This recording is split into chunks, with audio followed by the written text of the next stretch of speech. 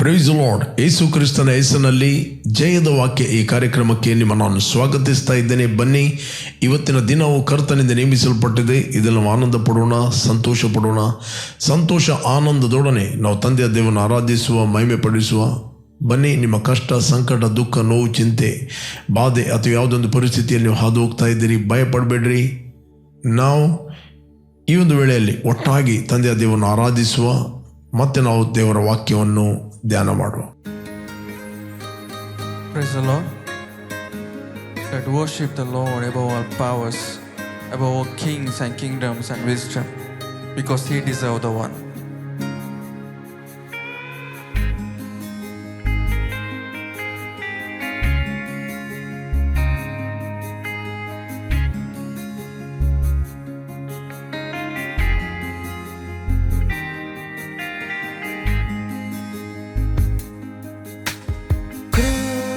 Crucified, laid behind the stone, you live to die, rejected and alone like a rose, trampled on the ground. You took the fall and thought of me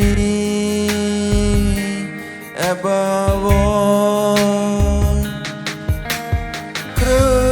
Crucified, laid behind the stone, and lived to die, rejected and alone like a rose, trampled on the ground.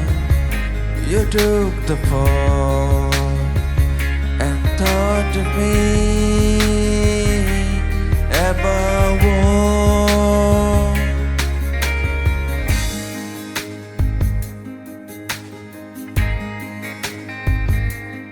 Above all power, above all king, above all nature and all created things, above all wisdom and all the ways of man. You were here before the world began. Above all kingdom, above all throne, above all wonder, the world has ever known, above all wealth and treasures of the earth. There's no way to measure what you were. Crucified, laid behind the stone, you live to die, rejected and alone like a rose, trampled on the ground. You took the fall and thought of me above all. Crucified, laid behind the stone, you live to die, rejected and alone like a rose, trampled on the ground. You took the fall and thought of me above all. Like a rose, trampled on the ground. You took the fall and thought of me above all. ಪ್ರಿಯರೇ, ಇವತ್ತು ನಾವು ಧ್ಯಾನಕ್ಕೆ ತೆಗೆದುಕೊಂಡಂತಹ ದೇವರ ವಾಕ್ಯದ ಭಾಗ ಅಪೊಸ್ತಲ ಪೌಲನು ಕೊರಿಂಥರಿಗೆ ಬರೆದ 2ನೇ ಪತ್ರಿಕೆ 5ನೇ ಅಧ್ಯಾಯ 1ನೇ ವಚನ. ಈ ವಚನವನ್ನು ನಾವು ಓದುವ. ಭೂಮಿಯ ಮೇಲಿರುವ ನಮ್ಮ ಮನೆಯು, ಅಂದರೆ ನಮ್ಮ ದೇಹ ಎಂಬ ಗುಡಾರವು ಕಿತ್ತು ಹಾಕಲ್ಪಟ್ಟರು, ದೇವರಿಂದ ಉಂಟಾದ ಒಂದು ಕಟ್ಟಡವು ಪರಲೋಕದಲ್ಲಿ ನಮಗುಂಟೆಂದು ಬಲ್ಲೆವು. ಅದು ಕೈಯಿಂದ ಕಟ್ಟಿದ ಮನೆಯಾಗಿರದೆ ನಿತ್ಯವಾಗಿರುವಂಥದ್ದಾಗಿದೆ. ಓಕೆ, ಇಲ್ಲಿ ಅಪೊಸ್ತಲ ಪೌಲ್ ಇಲ್ಲಿ ಮಾತಾಡುತ್ತಾನೆ, ಭೂಮಿಯ ಮೇಲೆ ಇರುವ ನಮ್ಮ ಮನೆ. ನಮಗೆ ಮನೆ ಯಾಕೆ ಬೇಕು? ವಾಸ ಮಾಡಲಿಕ್ಕೆ. ಇಲ್ಲಿ ಅಪೊಸ್ತಲ ಪೌಲ್ ಹೇಳ್ತಾನೆ, ಭೂಮಿಯ ಮೇಲೆ ಇರುವ ನಮ್ಮ ಮನೆಯು ಅಂದರೆ ನಮ್ಮ ದೇಹ ಎಂಬ ಗುಡಾರವು. ಪ್ರಿಯರೇ, ದೇಹ ಎಂಬುವಂಥದ್ದು ಸತ್ಯವೇದ ಹೇಳ್ತದೆ, ಅದು ನಿಮ್ಮ ಮನೆ. ಭೂಲೋಕದಲ್ಲಿ ದೇವರು ನಿಮಗೆ ವಾಸ ಮಾಡಲಿಕ್ಕೆ ಕೊಟ್ಟಂತ ಮನೆ. ದೇವರು ಆದಾಮನನ್ನು ಸೃಷ್ಟಿ ಮಾಡುವಾಗ ಮೊದಲು ಒಂದು ಮಣ್ಣಿನಿಂದ ಒಂದು ಒಳ್ಳೆಯ ಗೊಂಬೆಯನ್ನು ಮಾಡಿದ, ಅದರ ಒಳಗೆ ತನ್ನ ಜೀವ ಶ್ವಾಸವನ್ನು ಊದಿದ, ಮನುಷ್ಯನು ಬದುಕುವ ಪ್ರಾಣಿಯಾದನು ಅಂತ ವಾಕ್ಯ ಹೇಳ್ತದೆ. ಅದರರ್ಥ ಆ ಗೊಂಬೆಯ ಒಳಗಿದ್ದ ವ್ಯಕ್ತಿ ರಿಯಲ್ ಆಡಮ್, ಆದಾಮನು. ಶರೀರ ಎಂಬುವಂಥದ್ದು ಅವನ ಮನೆ. ಫಾರ್ ಎಕ್ಸಾಂಪಲ್, ನೀವು ಚಂದ್ರಲೋಕಕ್ಕೆ ಹೋಗ್ಬೇಕಂತ ಹೇಳಿದ್ರೆ ನೀವೇನು ಮಾಡ್ತೀರಿ? ವಿಜ್ಞಾನಿಗಳು ಏನು ಮಾಡ್ತಾರೆ ಅಂತ ಹೇಳಿದ್ರೆ, ಅವರೊಂದು ಆ ಚಂದ್ರಲೋಕದಲ್ಲಿ ಸೆಟ್ ಆಗುವಂಥ, ಅಲ್ಲಿಯ ವಾತಾವರಣಕ್ಕೆ, ಅಲ್ಲಿಯ ತಾಪಮಾನಕ್ಕೆ ಅನುಕೂಲವಾಗಿರುವಂಥ ಆ ಒಂದು ಜಾಕೆಟನ್ನು ಅವರಿಗೆ ಪ್ರಿಪೇರ್ ಮಾಡುತ್ತಾರೆ. ಆ ಜಾಕೆಟನ್ನು ಹಾಕಿ ಅವರು ಚಂದ್ರಲೋಕಕ್ಕೆ ಹೋದವರಿದ್ದಾರೆ. ಬಟ್ ಏನಾದರೂ ಆ ಜಾಕೆಟಿಗೆ ಡ್ಯಾಮೇಜ್ ಆಯಿತು, ಪ್ರಾಬ್ಲಮ್ ಆಯಿತು ಅಂತ ಹೇಳಿದರೆ ಅವನು ಅಲ್ಲಿ ನಿಲ್ಲಕ್ಕೆ ಆಗೋದಿಲ್ಲ. ಓಕೆ, ಅವನು ಸಾಯ್ತಾನೆ, ಅಲ್ಲಿ ನಿಲ್ಲಕ್ಕೆ ಆಗೋದಿಲ್ಲ. ಅಲ್ಲಿ ಚಂದ್ರಲೋಕದಲ್ಲಿ ಫಂಕ್ಷನ್ ಆಗಲಿಕ್ಕೆ ಅವನಿಗೊಂದು ಮನೆ, ಅವನಿಗೆ ದೇಹ ಎಂಬ ಒಂದು ಗುಡಾರವನ್ನು ಪ್ರಿಪೇರ್ ಮಾಡಿ ಕಳಿಸ್ತಾರೆ, ಸೂಟ್. ಅದೇ ರೀತಿ ದೇವರು ನಮಗೆ ಭೂಲೋಕದಲ್ಲಿ ಜೀವಿಸುವುದಕ್ಕೋಸ್ಕರ ಈ ಮನೆಯನ್ನು ಕೊಟ್ಟಿದ್ದಾನೆ. ದೇಹ ಎಂಬ ಈ ಮನೆ. ಪರಲೋಕದ ದೇಹಗಳು ಬೇರೆ, ಭೂಮಿಯ ದೇಹಗಳು ಬೇರೆ. ಪರಲೋಕದಲ್ಲಿ ಒಂದು ಕಟ್ಟಡ ಇದೆ, ಪರಲೋಕದಲ್ಲಿ ಒಂದು ಮನೆ ಇದೆ. ಈ ಮನೆ ಇಲ್ಲಿ ಮಾತಾಡುವಂಥದ್ದು ನಮ್ಮ ದೇಹ ಎಂಬ ಗುಡಾರ. Praise God. ಈ ದೇಹ ಎಂಬುದು ನಾವಲ್ಲ. ನಾವು ರಿಯಲಿ ಆತ್ಮಸ್ವರೂಪಿಗಳು. ನಾವು ದೇವರಿಂದ ಹುಟ್ಟಿದವರು. ಓಕೆ, ದೇವರು ಆತ್ಮಸ್ವರೂಪಿಯಾಗಿದ್ದಾನೆ, ನಾವು ಆತ್ಮಸ್ವರೂಪಿಗಳು. ಆತ್ಮ ಅಂತ ಹೇಳಿದರೆ ಅನೇಕರ ಮೈಂಡಲ್ಲಿ ಇರ್ತದೆ ಗಾಳಿ, ಬೆಂಕಿ ಅಂತನೂ. ದೇವರಿಗೆ ಕೈ ಇದೆ, ದೇವರಿಗೆ ಕಾಲಿದೆ, ದೇವರಿಗೆ ಕಣ್ಣಿದೆ, ದೇವರಿಗೆ ಮೂಗಿದೆ, ದೇವರಿಗೆ ಎಮೋಷನ್ ಇದೆ. ಅದೇ ರೀತಿ ನಮ್ಮ ಆತ್ಮಿಕ ಮನುಷ್ಯನು, ಅವನಿಗೆ ಕಣ್ಣಿದೆ, ಕಿವಿ ಇದೆ, ಮೂಗಿದೆ.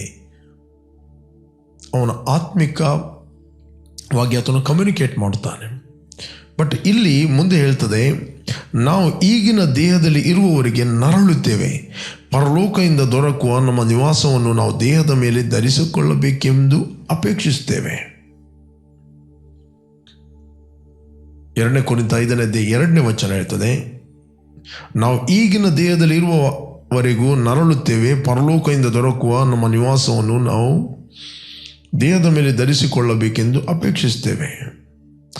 3 ಆದರೆ ಆ ದಿನದಲ್ಲಿ ನಾವು ಇನ್ನೂ ದೇಹದಲ್ಲಿ ಇದ್ದರೆ ಆ ನಿವಾಸವನ್ನು ದೇಹದ ಮೇಲೆಯೇ ಧರಿಸಿಕೊಳ್ಳುವೆವು. ನಿಮಗೆ ಗೊತ್ತಾ, ಕಡೆಯ ತುತ್ತೂರಿಯ ಶಬ್ದಕ್ಕೆ ಕಣ್ಣ ರೆಪ್ಪೆ ಬಡಿಯುವಷ್ಟರೊಳಗೆ ನಾವು ಮಾರ್ಪಡುವೆ ಅಂತ ವಾಕ್ಯ ಹೇಳ್ತದೆ. ಓಕೆ, ಇಲ್ಲಿ 1 ಕೊರಿಂಥ 15ನೇ ಅಧ್ಯಾಯದಲ್ಲಿ 52ನೇ ಓದಿ ನಮಗೆ ಸಿಗ್ತದೆ. 15ನೇ ಅಧ್ಯಾಯ 1 ಕೊರಿಂಥ 51ನೇ ಕೇಳಿರಿ, ಇದುವರೆಗೆ ಗುಪ್ತವಾಗಿದ್ದ ಸಂಗತಿಯನ್ನು ನಿಮಗೆ ತಿಳಿಸ್ತೇನೆ, ನಾವೆಲ್ಲರೂ ನಿದ್ರೆ ಹೋಗುವುದಿಲ್ಲ.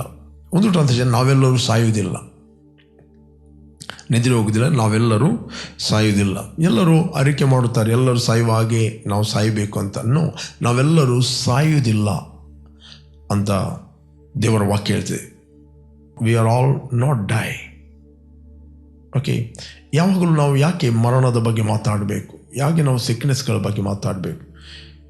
ಬಟ್ ನಾವು ಸಭೆ ಇರುವಂಥದ್ದು ಇಲ್ಲಿ ಆತನ ರ್ಯಾಪ್ಚರ್ ಬಗ್ಗೆ ಮಾತಾಡಲಿಕ್ಕೆ. ಕೇಳಿರಿ, ಇದುವರೆಗೆ ಗುಪ್ತವಾಗಿದ್ದ ಸಂಗತಿಯನ್ನು ನಿಮಗೆ ತಿಳಿಸ್ತೇನೆ, ನಾವೆಲ್ಲರೂ ನಿದ್ರೆ ಹೋಗುವುದಿಲ್ಲ, ಅಂದರೆ ಸಾಯುವುದಿಲ್ಲ.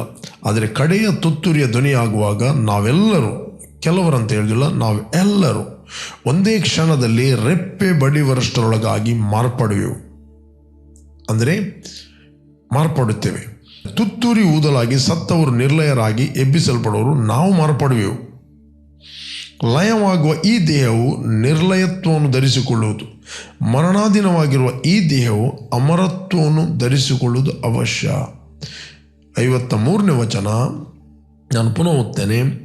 ಲಯವಾಗುವ ಈ ದೇಹವು ನಿರ್ಲಯತ್ವವನ್ನು ಧರಿಸಿಕೊಳ್ಳುವುದು, ಮರಣಾಧೀನವಾಗಿರುವ ಈ ದೇಹವು ಅಮರತ್ವವನ್ನು ಧರಿಸಿಕೊಳ್ಳುವುದು. ಅದಕ್ಕೆ ಅಪೊಸ್ತಲ ಪೌಲ್ ಹೇಳ್ತೀನಿ, ಈ ದೇಹದಲ್ಲಿ ಇರುವ ತನಕ ನಾವು ನರಳುತ್ತೇವೆ. ಈ ದೇಹವನ್ನು ಟೇಕ್ ಕೇರ್ ಮಾಡುವಂಥದ್ದು, ಈ ದೇಹವನ್ನು ಜಾಗ್ರತೆಯಾಗಿ ಇಡುವಂಥದ್ದು, ಆರೋಗ್ಯವಾಗಿ ಇಡುವಂಥದ್ದು ಪ್ರೇರೆ, ಅದು ಪ್ರತಿಯೊಬ್ಬ ಬಾರ್ನ್ ಅಗೇನ್ ಆದ ಇಂಡಿವಿಜುವಲ್ ವ್ಯಕ್ತಿಯ ರೆಸ್ಪಾನ್ಸಿಬಿಲಿಟಿ. ಬೈಬಲ್ ಒಬ್ಬನು ಮಾತಿನಲ್ಲಿ ತಪ್ಪದಿದ್ದರೆ ಆತನು ಶಿಕ್ಷಿತನು, ತನ್ನ ದೇಹವನ್ನೆಲ್ಲ ಸ್ವಾಧೀನ ಮಾಡಲು ಶಕ್ತನು. ಓಕೆ, ದೇಹವನ್ನು ಕೆಡಿಸುವುದು ಯಾವುದು? ದೇಹವನ್ನು ಕೆಡಿಸುವುದು ಏನಂತ ಹೇಳಿದರೆ, ನೀವು ದೇಹಕ್ಕೆ ತಪ್ಪಾದ ಪದಾರ್ಥಗಳನ್ನು ಕೊಟ್ಟದರಿಂದ. ಕೆಲವೊಮ್ಮೆ ಶರಾಬ್ ಕುಡಿಯುವಂಥದ್ದು, ಅಥವಾ ಸಿಗರೇಟ್ಗಳನ್ನು ಹಿಡಿಯುವಂಥದ್ದು, ಜಾರ್ದಗಳನ್ನು ತಿನ್ನುವಂಥದ್ದು, ಪಾನ್ಪರಗಳನ್ನು ತಿನ್ನುವಂಥದ್ದು. ದೇವರು ನಿಮಗೆ ಇಷ್ಟು ಒಳ್ಳೆಯ ಒಂದು ಮನೆಯನ್ನು ಈ ಲೋಕದಲ್ಲಿ ಜೀವಿಸಲಿಕ್ಕೆ ನಿಮಗೆ ಕೊಟ್ಟಿದ್ದಾನೆ. ಈ ಮನೆಯನ್ನು ಪ್ರಿಯರು, ಚಂದ್ರಲೋಕಕ್ಕೆ ಹೋಗುವ ಮನೆ ಬೇಕಾದರೆ ಕೆಲವೊಂದು ಮಿಲಿಯನ್ಸ್ ಕೊಟ್ಟರೆ ನಿಮಗೆ ಸಿಗ್ಬೋದು. ಬಟ್ ಈ ದೇಹ ಎಂಬ ಮನೆ ನಿಮಗೆ ದೇವರು ಪ್ರೈಸ್ಲೆಸ್ ಆಗಿ ಕೊಟ್ಟಿದ್ದಾನೆ. ಯೇಸು ಕ್ರಿಸ್ತನು ಅದಕ್ಕೆ ಕ್ರಯ ಕೊಟ್ಟಿದ್ದಾನೆ. ಈ ದೇಹ ಎಂಬುವಂಥದ್ದು ದೇವರ ಮಂದಿರ ಆರೋಗ್ಯವಾಗಿರಬೇಕು, ಹೆಲ್ತಿ ಆಗಿರಬೇಕು ಎಂದು ದೇವರು ಬಯಸ್ತಾನೆ.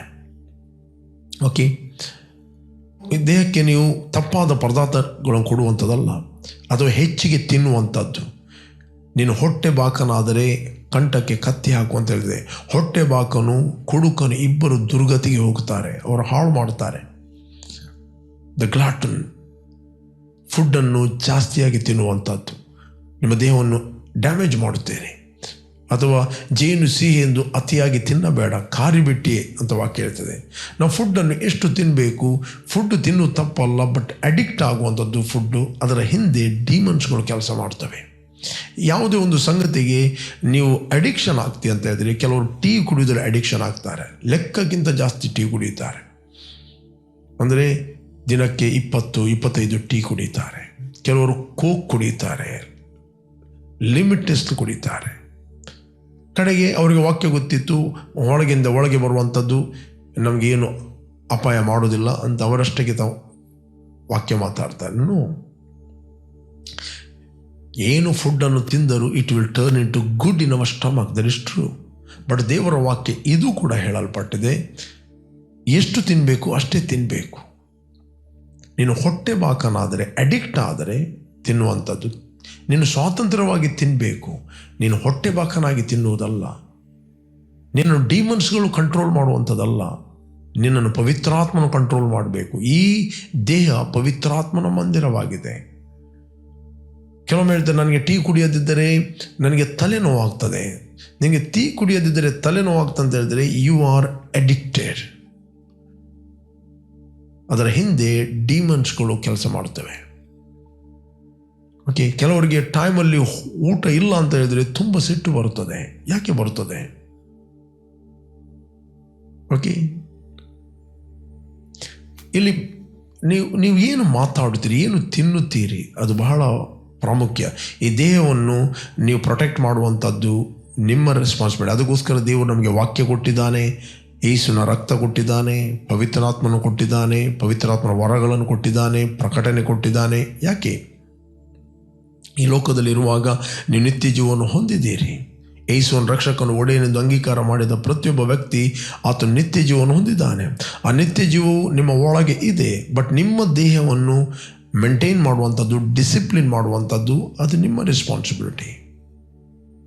ಕೆಲವೊಮ್ಮೆ ನೀವು ತಪ್ಪಾಗಿ ಮಾತಾಡುವಂಥದ್ದು. ಯಾಕೆಂದರೆ ಜೀವ ಮತ್ತು ಮರಣ ನಾಲಿಗೆ ವಶ, ವಚನ ಪ್ರಿಯನು ಅದರ ಫಲವನ್ನು ಅನುಭವಿಸ್ತಾನೆ. ನೀವು ಏನು ಮಾತಾಡುತ್ತೀರಿ, it will effect your body. Okay, effect your body, ನಿನ್ನ ದೇಹಕ್ಕೆ ಅದು ಇಫೆಕ್ಟ್ ಮಾಡುತ್ತದೆ. ನಾಲಿಗೆಯು ನರಕದಿಂದ ಬೆಂಕಿಯನ್ನು ಹಚ್ಚಿ ಪ್ರಪಂಚ ಎಂಬ ಚಕ್ರಕ್ಕೆ ಬೆಂಕಿ ಕೊಡುತ್ತೆ ಮತ್ತು ಸ್ವಂತ ದೇಹವನ್ನು ಅದು ಕೆಡಿಸ್ತದೆ. ನಿಮ್ಮ ದೇಹವನ್ನು ಕೆಡಿಸುವಂಥ ಇನ್ನೊಂದು ಸಂಗತಿ ನಿಮ್ಮ ನಾಲಿಗೆ.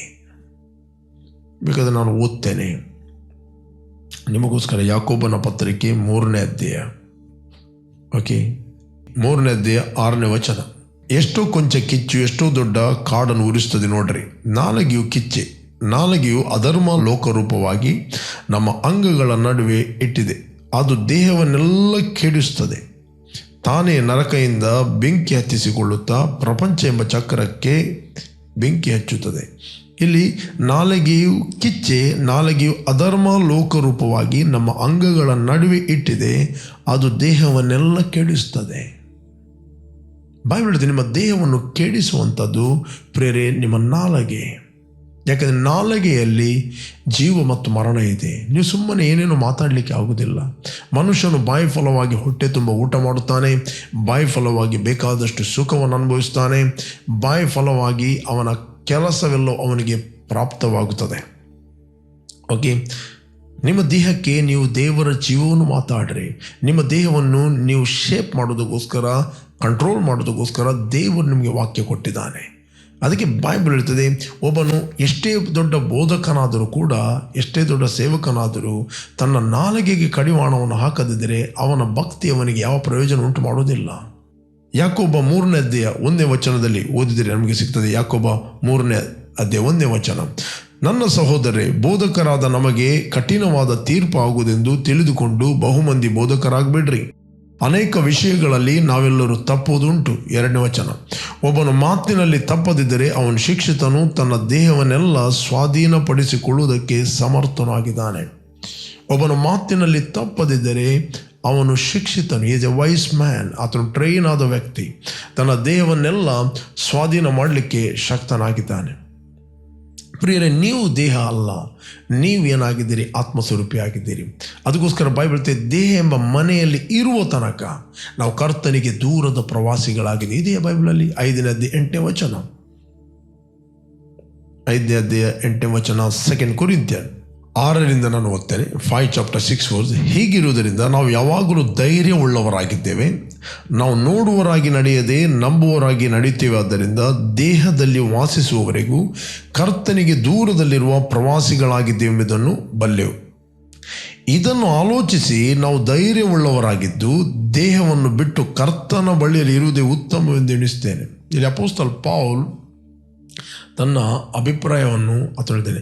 ದೇಹವನ್ನು ಬಿಟ್ಟು ಕರ್ತನ ಬಳಿಯಲ್ಲಿ ಇರುವುದು ಉತ್ತಮವೆಂದೆನಿಸ್ತೇನೆ. ಕರ್ತನ ಬಳಿಯಲ್ಲಿ, ಕರ್ತನೆಲ್ಲಿದ್ದಾನೆ? ಕ್ರಿಸ್ತನು ಪರಲೋಕದಲ್ಲಿ ತಂದೆಯ ಬಲಪಾಶದಲ್ಲಿದ್ದಾನೆ. ಕರ್ತನು ಪಾತಾಳದಲ್ಲಿ ಇಲ್ಲ.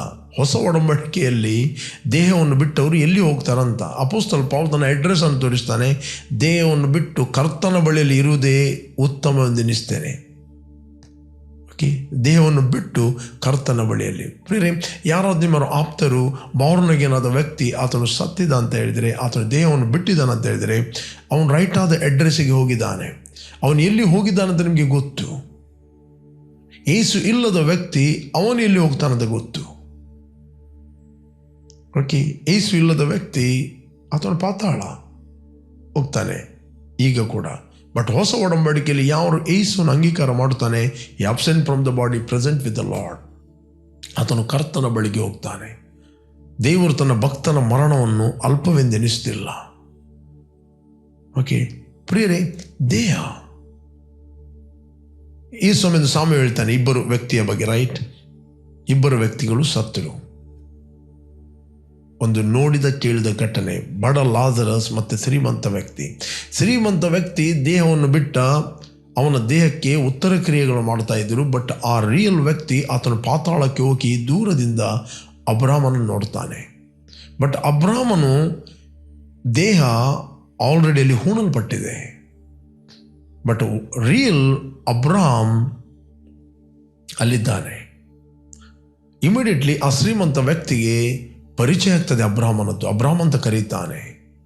ನಾವು ನೋಡ್ತೀವಿ, ಬಡ ಲಾಜರಸ್ ಆತನು ಕೂಡ ಸತ್ತ. ಆತನ ದೇಹ ಭೂಮಿಯ ಮೇಲೆ ಇದೆ. ಬಟ್ ಲಾಜರಸ್ಸನು ಅಲ್ಲಿ ಅಬ್ರಾಮನ ಎದೆಗೆ ಹೊರಗೆ ಕೂತ್ಕೊಂಡಿದ್ದಾನೆ. ಓಕೆ, ಅಲ್ಲಿ ಅವನ ಮೆಮೊರಿ ಕಮ್ಮಿ ಆಗಲಿಲ್ಲ, ಶ್ರೀಮಂತ ವ್ಯಕ್ತಿಗೆ ಪರಿಚಯ ಆಗ್ತಾ ಇದೆ ಯಾರಂತ. ಓಕೆ, ಅಲ್ಲಿ ಕನ್ವರ್ಸೇಷನ್ ಆಗ್ತಾ ಇದೆ. ದಟ್ ಮೀನ್ಸ್ ಯುವರ್ ಇನ್ನರ್ ಮ್ಯಾನ್ನ ಒಂದು ಎಕ್ಸ್ಪ್ರೆಷನ್ನೇ ನಿಮ್ಮ ಬಾಡಿ. ಓಕೆ, ನಿಮ್ಮ ಇನ್ನರ್ ಮ್ಯಾನ್ನ ಒಂದು ಎಕ್ಸ್ಪ್ರೆಷನ್ ನಿಮ್ಮ ದೇಹವಾಗಿದೆ. ಅದಕ್ಕೋಸ್ಕರ ನಿಮ್ಮ ಇನ್ನರ್ ಮ್ಯಾನ್ ಬಾರ್ನ್ ವ್ಯಕ್ತಿಯನ್ನು ನೀವು ವಾಕ್ಯದಿಂದ ಕಾಪಾಡ್ರಿ, ಅದನ್ನು ಪ್ರೊಟೆಕ್ಟ್ ಮಾಡಿರಿ, ನೀವು ಅಂತರ್ಯದಲ್ಲಿ ಪ್ರಜ್ವಲಿಸಿರಿ. ನಾನು ಹೇಳ್ತೇನೆ, ನಿಮ್ಮ ದೇಹ ಅದು ಸುರಕ್ಷಿತವಾಗಿರುತ್ತದೆ. ನಿಮ್ಮ ದೇಹವನ್ನು ಪ್ರೊಟೆಕ್ಟ್ ಮಾಡುವುದು, ಆರೋಗ್ಯದಲ್ಲಿಡುವಂಥದ್ದು ಅದು ನಿಮ್ಮ ರೆಸ್ಪಾನ್ಸಿಬಿಲಿಟಿ. ನಿಮ್ಮ ದೇಹದ ಆರೋಗ್ಯಕ್ಕೆ ಆಧಾರ ಏನಂತ ಹೇಳಿದರೆ ವಾಕ್ಯ. ಅದಕ್ಕೆ ಬೈಬಲ್ ಹೇಳ್ತೀವಿ, ನಾವು ನೋಡುವವರಾಗಿ ನಡೆಯುವುದಿಲ್ಲ, ನಾವು ನಂಬುವವರಾಗಿ ನಡೆಯುತ್ತೇವೆ. ನಂಬುವುದು ಏನು? ದೇವರ ವಾಕ್ಯ. ದೇಹದ ಫೀಲಿಂಗ್ಗಳನ್ನು ನಾವು ನಂಬುವುದಲ್ಲ, ದೇಹ ಎಂಬ ಮನೆಯ ಅನಿಸಿಕೆಗಳನ್ನು ನಂಬುವುದಲ್ಲ. ನಿಮ್ಮ ಆರೋಗ್ಯಕ್ಕೆ ಆಧಾರ ಏನಂತ ಹೇಳಿದರೆ ವಾಕ್ಯ. ವಾಕ್ಯ ಹೇಳ್ತದೆ, ನಾವು ಪಾಪದ ಪಾಲಿಗೆ ಸತ್ತು ನೀತಿವಂತರಾಗಿ ಜೀವಿಸುವಂತೆ ನಮ್ಮ ಪಾಪಗಳನ್ನು ಆತನು ತನ್ನ ದೇಹದ ಮೇಲೆ ಹೊತ್ತುಕೊಂಡೋಗಿ ಆತನ ಮರಣದ ಕಂಬವನ್ನು ಏರಿದನು, ಆತನ ಪಾಸುಂಡೆಗಳಿಂದ ನಿಮಗೆ ಗುಣವಾಯಿತು. ನಾವು ನೋಡುವವರಾಗಿ ಫೀಲಿಂಗಲ್ಲಿ ನಡೆಯುವವರಲ್ಲ, ನಾವು ನಂಬುವವರಾಗಿ ನಡೆಯುತ್ತೇವೆ. ನಮ್ಮ ಆರೋಗ್ಯಕ್ಕೆ ಆಧಾರ ದೇವರ ವಾಕ್ಯ. ದೇವರ ವಾಕ್ಯ ನಿಮ್ಮ ಆರೋಗ್ಯದ ಪ್ರೂಫ್ ಆಗಿದೆ. ದೇವರ ವಾಕ್ಯ ನಿಮ್ಮ ಆರೋಗ್ಯಕ್ಕೆ ಸರ್ಟಿಫಿಕೇಟ್ ಕೊಡ್ತದೆ. Okay, you can walk in divine health. ಎಲ್ಲಿವರೆಗೆ ಆ ವಾಕ್ಯ ನಿಮ್ಮ ಒಳಗಿಂದ ಪ್ರಕಟ ಆಗುವುದಿಲ್ಲೋ, ಓಪನ್ ಆಗುವುದಿಲ್ಲೋ, ನಿಮಗೆ ರಿವೀಲ್ ಆಗುವುದಿಲ್ಲೋ, ಅದು ಲೈಫನ್ನು ಪ್ರೊಡ್ಯೂಸ್ ಮಾಡುವುದಿಲ್ಲ, ಅದು ನಿಮ್ಮ ದೇಹಕ್ಕೆ ಸುರಕ್ಷತೆಯನ್ನು ಕೊಡುವುದಿಲ್ಲ. ಪ್ರತಿಯೊಂದು ದೇವರ ವಾಕ್ಯದ ಪ್ರಕಟಣೆ ಅದು ನಿಮ್ಮ ಜೀವವಾಗಿದೆ. ಪ್ರಕಟಣೆ ಎಂಬುವಂಥದ್ದು ದಟ್ ಇಸ್ ಅ ಪರ್ಸನಲ್, ಅದು ನಿಮಗೆ ವೈಯಕ್ತಿಕ ಆಗುವಂಥದ್ದು. ವೈಯಕ್ತಿಕವಾಗಿ ನೀನು ಯೇಸುವನ್ನು ತಿಳಿಯುವಂಥದ್ದು, ವೈಯಕ್ತಿಕವಾಗಿ ನೀನು ಯೇಸುವನ್ನು ಗ್ರಹಿಸುವಂಥದ್ದು. ಅದಕ್ಕೆ ಅಪೊಸ್ತಲ ಪೌಲ ಹೇಳ್ತಾನೆ, ದೇಹ ಎಂಬ ಮನೆಯಲ್ಲಿ ಇರುವ ತನಕ ನಾವು ಕರ್ತನಿಗೆ ದೂರದ ಪ್ರವಾಸಿಗಳಾಗಿದ್ದೇವೆ. ಇಲ್ಲಿ 5ನೇ ಅಧ್ಯಾಯದಲ್ಲಿ ನಾವು ಓದಿದೆವು, ಇವತ್ತು ನಾವು ನೋಡ್ತೇವೆ ಅಲ್ಲಿ 3ನೇ ವಚನ. ಆದರೆ ಆ ದಿನದಲ್ಲಿ ನಾವು ಇನ್ನೂ ದೇಹದಲ್ಲಿ, 2 Corinthians 5:3 ಆದರೆ ಆ ದಿನದಲ್ಲಿ ನಾವು ಇನ್ನು ದೇಹದಲ್ಲಿ ಇದ್ದರೆ ಆ ನಿವಾಸವನ್ನು ದೇಹದ ಮೇಲೆಯೇ ಧರಿಸಿಕೊಳ್ಳುವೆವು. ಕೊನೆಯ ತುತ್ತೂರಿಯ ಶಬ್ದಕ್ಕೆ ಕಣ್ಣ ರೆಪ್ಪೆ ಬಡಿಯುವಷ್ಟರೊಳಗೆ ನಾವು ಬದಲಾಗುತ್ತೇವೆ. ಲಯವಾಗುವ ದೇಹ ಈ ನಿರ್ಲಯತ್ವವನ್ನು ಧರಿಸಿಕೊಳ್ಳುತ್ತದೆ, ಅಮರತ್ವವನ್ನು ಧರಿಸಿಕೊಳ್ಳುತ್ತದೆ. ಓಕೆ, ಈ ಗುಡಾರದಲ್ಲಿರುವವರಾದ ನಾವು ಭಾರ ಹೊತ್ತುಕೊಂಡವರಾಗಿ ನರಳುತ್ತೇವೆ. ಇದು ಕಳಚಿ ಹೋಗಬೇಕೆಂದು ನಮ್ಮ ಇಷ್ಟವಲ್ಲ, ಮೃತ್ಯವಾದದ್ದು ನುಂಗಿ ಹೋಗಿ ಜೀವವೊಂದೇ ಉಳಿಯುವಂತೆ ಈ ಗುಡಾರದ ಮೇಲೆ ಆ ನಿವಾಸವನ್ನು ಧರಿಸಿಕೊಳ್ಳಬೇಕೆಂಬುದೇ ನಮ್ಮ ಇಷ್ಟ. ಆ ಸ್ಥಿತಿಗಾಗಿ ನಮ್ಮನ್ನು ಸಿದ್ಧ ಮಾಡಿದವನು ದೇವರೇ. 5ನೇ ವಚನ. ಆತನು ಪವಿತ್ರಾತ್ಮನನ್ನು ಸಂಚಕಾರವಾಗಿ ನಮಗೆ ಅನುಗ್ರಹಿಸ್ತಾನೆ. ಪವಿತ್ರಾತ್ಮನು ಸಂಚಕಾರವಾಗಿ ಅಡ್ವಾನ್ಸ್ ಆಗಿ ನಮಗೆ ಕೊಟ್ಟಿದ್ದಾನೆ. ಆ ಪವಿತ್ರಾತ್ಮ ನಮ್ಮ ಒಳಗೆ ವಾಸ ಮಾಡ್ತಾನೆ. ಪ್ರೇರೆ, ಅದರಿಂದ ನೀವು ತಿನ್ನುವ ವಿಷಯದಲ್ಲಿ, ನಿಮ್ಮ ಮಾತುಗಳ ವಿಷಯದಲ್ಲಿ, ದೇವರ ವಾಕ್ಯದ ಪ್ರಕಟಣೆ ವಿಷಯದಲ್ಲಿ ಎಚ್ಚರ ವಹಿಸಿರಿ. You are protected. ನಾನು ಹೇಳ್ತೀನಿ, ದೇಹ ನೀವಲ್ಲ, ದೇಹ ಎಂಬುದು ನಿಮ್ಮ ಮನೆ. ಈ ಕಾನ್ಷಿಯಸ್ ಯಾವಾಗಲೂ ನಿಮಗೆ ಇರಲಿ. ಯು ಆರ್ ಎ ಸ್ಪಿರಿಟ್, ನೀವು ಆತ್ಮಸ್ವರೂಪಿಗಳಾಗಿದ್ದೀರಿ. ಈ ಕಾನ್ಷಿಯಸ್ ನಿಮಗೆ ಯಾವಾಗಲೂ ಇರಲಿ. Okay, let's pray. ಎಷ್ಟವರೆಗೆ ನೀವು ಯೇಸುವನ್ನು ರಕ್ಷಕನ ಒಡೆಯನೆಂದು ನೀವು ಅಂಗೀಕಾರ ಮಾಡದಿದ್ದರೆ, this the right time. Call Jesus in your heart, will pray for you. ನಿಮಗೋಸ್ಕರ ಪ್ರಾರ್ಥನೆ ಮಾಡ್ತೇನೆ. ಭೂಮಿ ಆಕಾಶಗಳನ್ನು ಉಂಟು ಮಾಡಿದ ಸರ್ವಶಕ್ತನಾದ ತಂದೆ, ಯೇಸುವಿನ ನಾಮದಲ್ಲಿ ನಾವು ನಿನ್ನ ಸನ್ನಿಧಿಯಲ್ಲಿದ್ದೇವೆ. ಯೇಸುವೆ, ನೀನು ಸುರಿಸಿದ ರಕ್ತದ ಮೂಲಕ ನಮ್ಮ ಅಪರಾಧಗಳು ಪರಿಹಾರವಾಗಿ ನಮಗೆ ಬಿಡುಗಡೆ ಆಯಿತು. ನಾವು ಕ್ರಿಸ್ತನಲ್ಲಿ ಮರಣದಿಂದ ಪಾರಾಗಿ ನಾವು ಜೀವಕ್ಕೆ ಸೇರಿದ್ದೇವೆ. ದೇಹ ಎಂಬ ಮನೆಯಲ್ಲಿ ಇರುವ ತನಕ ನಾವು ಕರ್ತನಿಗೆ ದೂರದ ಪ್ರವಾಸಿಗಳಾಗಿದ್ದೇವೆ. ನಾವು ನೋಡುವವರಾಗಿ ಮಾತಾಡುವುದಿಲ್ಲ, ನಾವು ನೋಡುವವರಾಗಿ ನಡೆಯುವುದಿಲ್ಲ, ನಾವು ನಂಬಿ ಮಾತಾಡುತ್ತೇವೆ. ನಿನ್ನ ವಾಕ್ಯ ನಮ್ಮ ಕುರಿತಾಗಿ ಏನು ಹೇಳ್ತದೋ ಅದೇ ನಾವು ಆಗಿದೆ ಎಂದು ತೀರ್ಮಾನ ಮಾಡಿದ್ದೇವೆ. ಇನ್ Jesus name, amen, amen. Okay, ಯಾರು ನೀವು ಬರ್ತ್ಡೇ ಮತ್ತು ವೆಡ್ಡಿಂಗ್ ಆ್ಯನಿವರ್ಸರಿಯನ್ನು ಸೆಲೆಬ್ರೇಟ್ ಮಾಡ್ತಾ ಇದ್ದೀರಿ, ನಿಮಗೋಸ್ಕರ ನಾವು ಪ್ರಾರ್ಥನೆ ಮಾಡ್ತೇವೆ. Blessed happy birthday and blessed happy wedding anniversary. ತಂದೆ, ಯಾರು ಬರ್ತ್ಡೇ ಮತ್ತು ವೆಡ್ಡಿಂಗ್ ಆ್ಯನಿವರ್ಸರಿ ಸೆಲೆಬ್ರೇಟ್ ಮಾಡ್ತಾ ಇದ್ದಾರೆ, ಇವರು ಫ್ರೂಟ್ಫುಲ್ ಆಗಲಿ, ಬ್ಲೆಸ್ ಆಗಲಿ. ಕೆಡುಕನ ಎಲ್ಲ ಕೈಗಳಿಂದ ಇವರನ್ನು ತಪ್ಪಿಸಿ ಕಾಪಾಡಬೇಕಾಗಿ ನಾವು ಪ್ರಾರ್ಥಿಸ್ತೇನೆ. ಯೇಸು ನಾಮದಲ್ಲಿ ತಂದೆ, ಆಮೆನ್.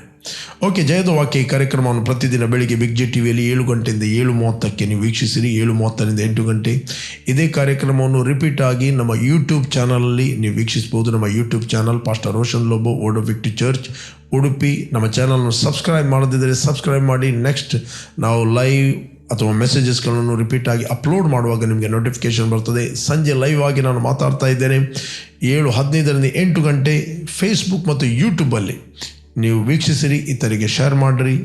ಓಕೆ, ಕಂಟಿನ್ಯೂ ಆಗಿ ಬಿಗ್ ಜಿ ಟಿವಿಯಲ್ಲಿ ಜಯದ ವಾಕ್ಯವನ್ನು ವೀಕ್ಷಿಸಿ. You are bless. ಆಮೆನ್.